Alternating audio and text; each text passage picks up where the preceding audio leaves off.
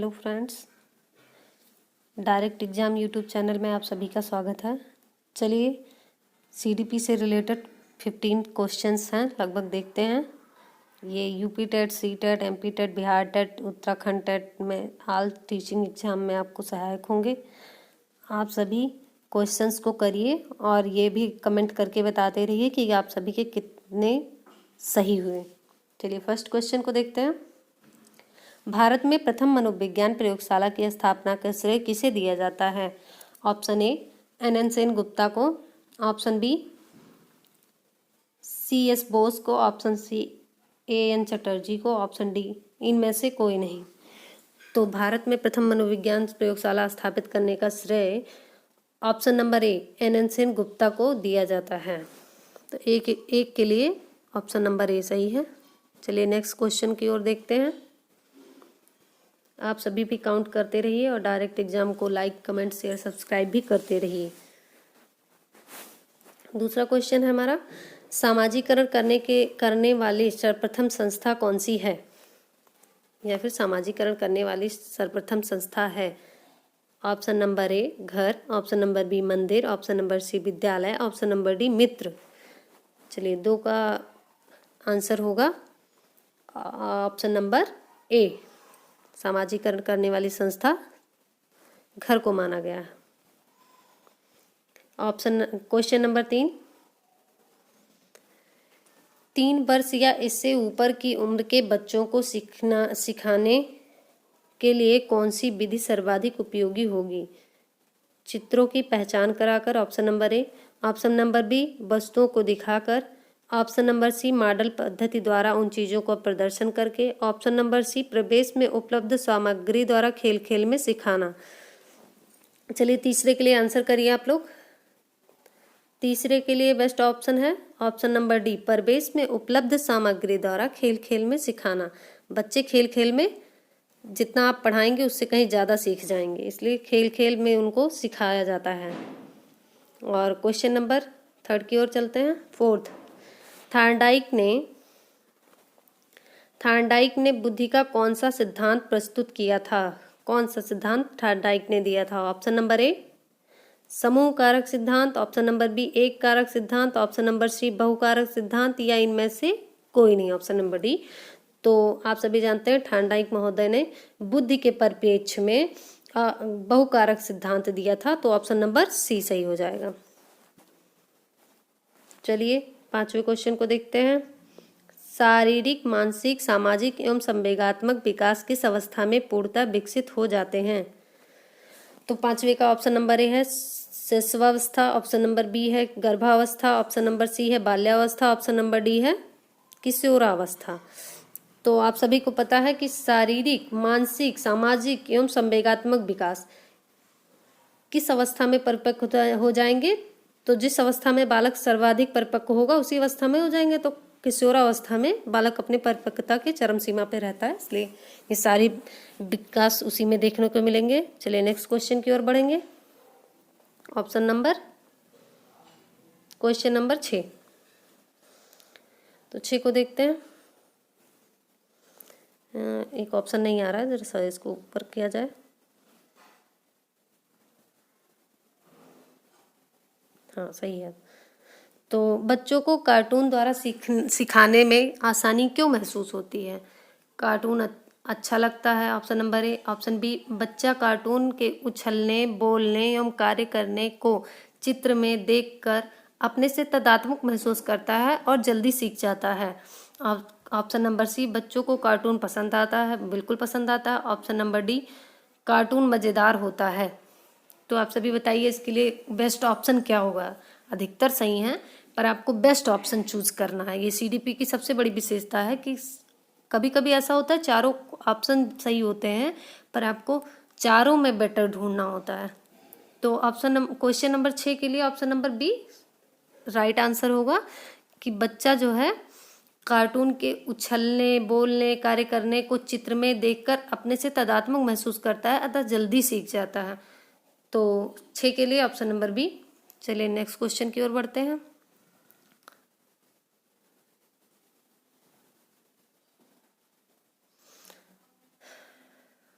बच्चे को drawing, painting तथा कलरिंग से सिखाने में आसानी क्यों होती है। क्वेश्चन नंबर 7वां पूछ रहा है कि ड्राइंग, पेंटिंग और कलरिंग से अगर बच्चे को कुछ सिखाया जा रहा है तो आसानी क्यों महसूस होती है। ऑप्शन नंबर ए है ड्राइंग, पेंटिंग, कलरिंग बच्चा अपनी कल्पना के अनुसार बनाता है अतः उसकी समझ में ऐसी बातें आसानी से आती हैं। ऑप्शन नंबर बी है रंग बहुत अच्छे होते हैं। ऑप्शन नंबर सी है ड्राइंग आसान होती है। ऑप्शन नंबर डी दिख नहीं रहा है पर आपको आंसर इन्हीं में से मिल जाएगा। 7वें के लिए बेस्ट ऑप्शन है ऑप्शन नंबर ए ड्राइंग, पेंटिंग, कलरिंग बच्चा अपनी कल्पना के अनुसार बनाता है अतः उसकी समझ में ऐसी बातें आसानी से आ जाती हैं। तो 7वें के लिए ऑप्शन नंबर ए। चलिए नेक्स्ट क्वेश्चन को देखते हैं। क्वेश्चन नंबर 8, खेलों के द्वारा सामाजिकता विकसित होती है क्योंकि। ऑप्शन नंबर ए है बालक कल्पना करके सीखता है। ऑप्शन नंबर बी अपनी बौद्धिक शक्ति का प्रयोग करता है। ऑप्शन नंबर सी बालक समूह में खेलता है जिससे सामाजिकता का विकास होता है। ऑप्शन नंबर डी बालक सामाजिक नहीं होता है। ये तो बिल्कुल गलत है भाई। बालक सामाजिक जन्म के समय नहीं होता है पर कुछ समय बाद वो बिल्कुल सामाजिक हो जाता है। तो इसके लिए सबसे अच्छा ऑप्शन चूज करिए आप लोग।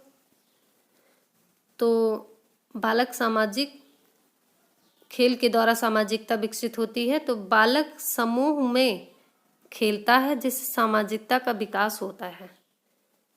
ठीक है, 8वें के लिए ऑप्शन नंबर सी होगा। चलिए नेक्स्ट क्वेश्चन की ओर बढ़ते हैं। हमारा 9वां क्वेश्चन है विकास के अधिगम सिद्धांत को प्रतिपादित किया था, किसने किया था ये बताना है। तो ऑप्शन नंबर ए है जेम्स ड्राइवर ने, या option number B Robert Richardson Sears ने, या ऑप्शन नंबर सी हल ने, या मैकडूगल। Option number D. आप सभी को बताना है क्या होगा। विकास के अधिगम का सिद्धांत किसने दिया था। तो ऑप्शन नंबर 9 के लिए option number B Robert Richardson Sears ने दिया था। चलिए नेक्स्ट क्वेश्चन की ओर बढ़ते हैं। क्वेश्चन नंबर 10 की ओर। आप सभी काउंट करते रहिएगा और हम कितने ऑप्शन आपने सही किए हैं और कमेंट करके ज़रूर बताइए। किशोरावस्था की क्वेश्चन नंबर 10 किशोरावस्था की विशेषताओं में शामिल नहीं है।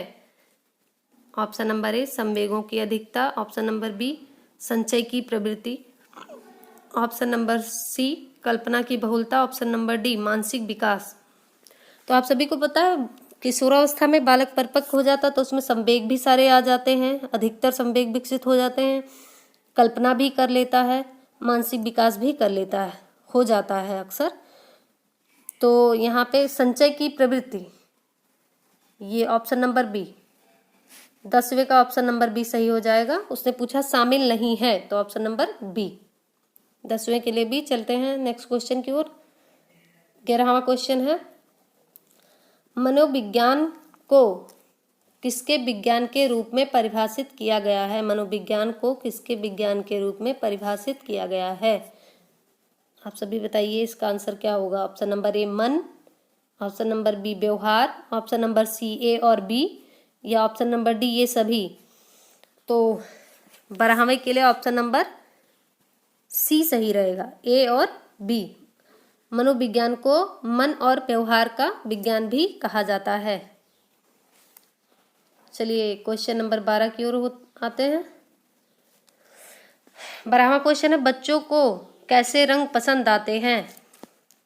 ऑप्शन नंबर ए चटकीले और चटक रंग जैसे लाल, पीला, गुलाबी, हरा रंग, या फिर ऑप्शन नंबर बी बच्चों को रंग का ज्ञान नहीं होता, या ऑप्शन नंबर सी बच्चों को लाल रंग पसंद आता है, या ऑप्शन नंबर डी ये सभी। तो आप सभी को पता है कि ये सभी हो सकता था पर इन्होंने कहा है ऑप्शन नंबर बी में देखिए कि बच्चों को रंग की पसंद का ज्ञान ही नहीं होता है, तो ये तो गलत है ना।